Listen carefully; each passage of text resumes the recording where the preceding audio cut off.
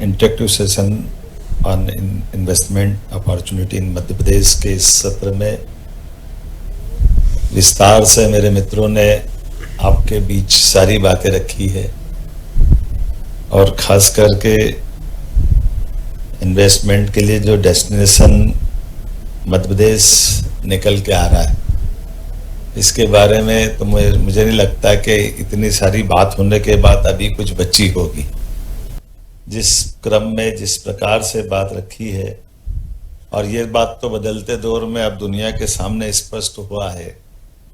यशस्वी प्रधानमंत्री के विजनरी व्यक्तित्व के आधार पर हम सब आज जिस दौर में बैठे हैं, अधिकांश भरतवंशी हैं, हम सबका अंतर्मन और वो दौर भी याद होगा 10-20 साल पहले का भारत और आज का भारत।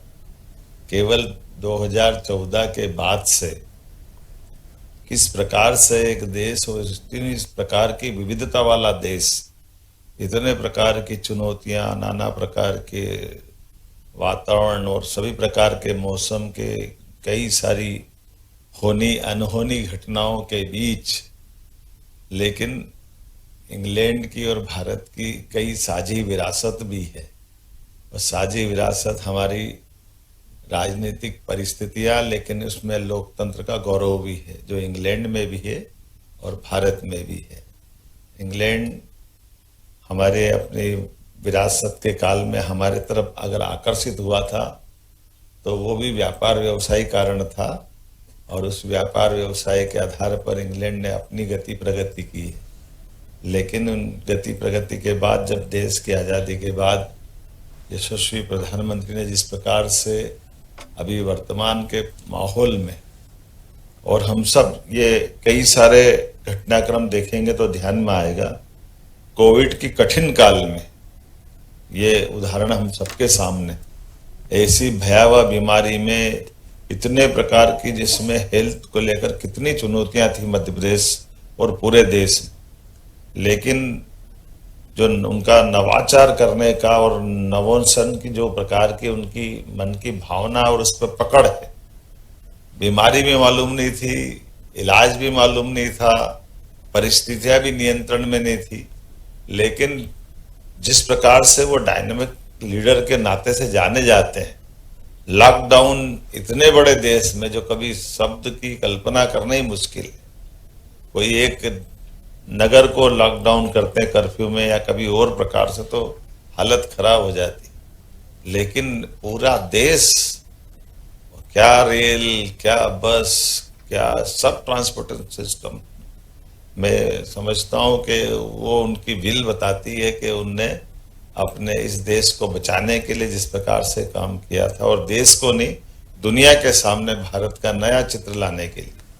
और हम सब और सौभाग्यशाली हैं जब जिस प्रकार से वो आज के इस दौर में भी, यद्यपि गुट निरपेक्षता की तो हमारी पहचान ये मान के चलो शब्दों से तो पहले भी थी, लेकिन आज रसिया से, अमेरिका से, चाइना से, यूके से, सबके बीच में अपने देश की पहचान बचाना और उसके बीच विकास का पहिया उस गति से चलाना जिसमें बड़े पैमाने पर सबकी आश्वस्ति भी हो, भरोसा भी हो और गति प्रगति भी।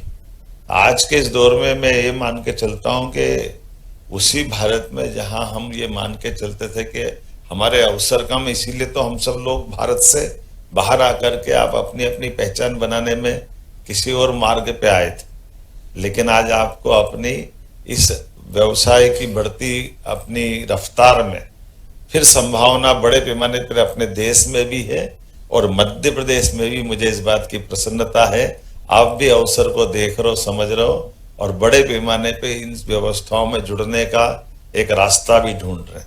और जैसे कि अभी हमारे मित्रों ने कहा, सरकार के लेवल पे भी सारी सुव्यवस्थाओं के आधार पर परिस्थितियों में भी नियंत्रण है, शासन में भी पारदर्शिता है, स्पष्टता भी है, संभावना भी है, और उससे बढ़कर के पॉलिसियां भी है। हमारी इस व्यापार व्यवसाय की एक बड़ी आश्वस्ति इसी प्रकार की है कि हमारी राजनीतिक स्थायित्वता की भी भावना है। अभी कहीं कोई आपको डाउट नहीं हो सकता। हमसे ज्यादा आप जानते हो कि जिस प्रकार का अभी राजनीतिक नेतृत्व स्थायित्व वाला पूरे देश का है, और उसके भरोसे से कई सारी परिस्थितियों के बावजूद भी यशस्वी प्रधानमंत्री का चमत्कारी नेतृत्व है।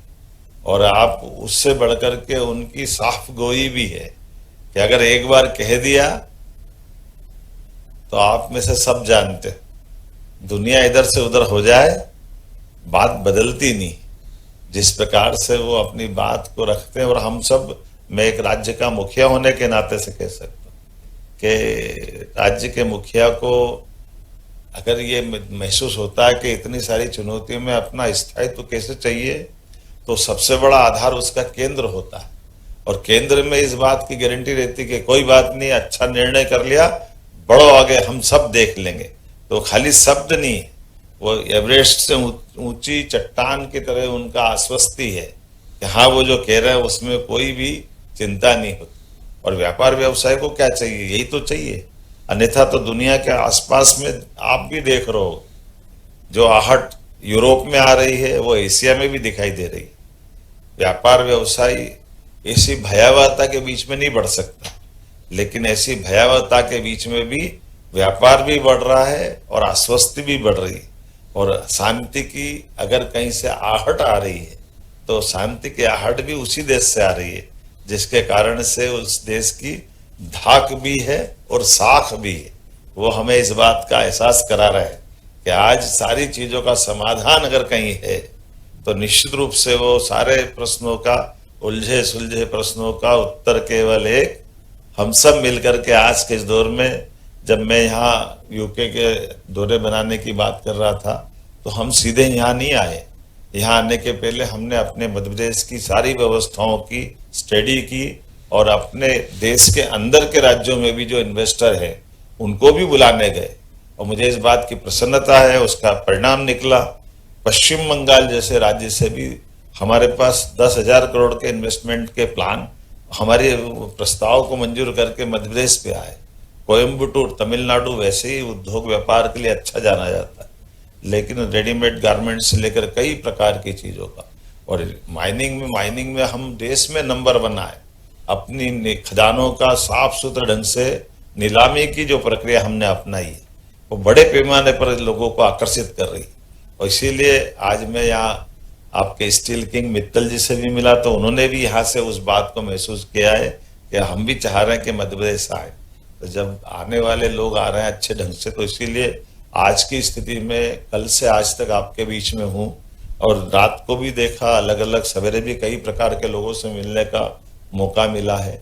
बड़े पैमानों पर सब लोगों ने रुचि भी दिखाई है, और नई टेक्नोलॉजी खास करके हमारे पास इन्वेस्टमेंट का एक बड़ा आधार भी है। इसलिए आपकी नई टेक्नोलॉजी का हमारे अपने प्रदेश में भी स्वागत है, अभिनंदन है। और जिस प्रकार से अब आप लैंड बैंक की बात मेरे मित्रों ने बताई है, दोबारा दोहराना नहीं चाहूँगा कि आज जमीन की जो उपलब्धता मध्य प्रदेश में है, वो महाराष्ट्र में नहीं है। कोयम्बटूर से लेकर बंगाल तक में जिस बात का अभाव, एनर्जी में, इंफ्रास्ट्रक्चर में, बाकी चीज़ों में भी जिस प्रकार की अनुकूलता है। फूड इंडस्ट्री के मसले पे कल ही बताया मुझे कि यहाँ बड़े पैमाने पर हमारी जो एग्रीकल्चर ग्रोथ रेट है, उसके आधार पर बड़ी संभावना है। तो मैं उम्मीद करता हूँ कि जब इतनी सारी संभावना है, तो हमारी आज की इस बिजनेस के इस वातावरण में उसका कोई सार्थक परिणाम निकलेगा। और उससे बढ़कर के सारी पॉलिसियां सभी सेक्टर में साफ सुथरे ढंग से, लेकिन इन पॉलिसियों से आगे बढ़कर आज हीरा चंदानी जी बहुत अच्छी बात बोला, वही थे ना सवेरे, हीरानंदानी जी। मैं भी बड़ा उनके उस प्रश्न के उत्तर से बड़ा आनंदित था। हमारे अधिकारियों ने कहा कि आमतौर पर हीरानंदानी जी की पहचान तो रियल एस्टेट की है। जब वो सेमीकंडक्टर की बात कर रहे थे, तो हमारे अधिकारी ने धीरे से पूछा कि आपने इस सेमीकंडक्टर में मन कैसे बनाया?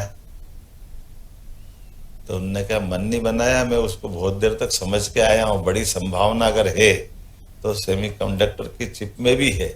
और इसलिए जब उन्होंने कहा कि आपके यहाँ की कैबिनेट समिति के माध्यम से 100 करोड़ से ऊपर का काम अगर कहोगे, तो कैबिनेट से हम उसमें विभिन्न प्रकार के इंसेंटिव देने की बात कर रहे हैं। तो उन्होंने कहा 100 करोड़ तो कम होते, मैं 25,000 करोड़ से ऊपर इन्वेस्टमेंट करने की सोच रहा हूँ। ये जो बात आती है इसी से तो रास्ते निकलते हैं।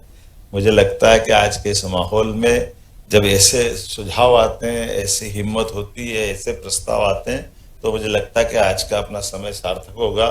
बड़ी संभावना है मध्य प्रदेश में आने वाले समय में। निश्चित रूप से आप सबको मैं आमंत्रण दे रहा हूं।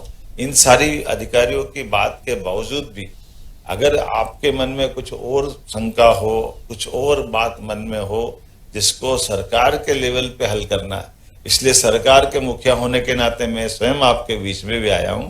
लेकिन कुल मिलाकर के हम सब मिलकर के हम अपने अपने क्षेत्र में उन्नति करें, मध्य प्रदेश को हम आगे बढ़ाएं, आपके माध्यम से रोजगार भी पाएं और आप अपने व्यवसाय को बढ़ाओ। इस आमंत्रण के साथ एक बार फिर मैं आपका वंदन करता हूं, अभिनंदन करता हूं। बहुत बहुत धन्यवाद।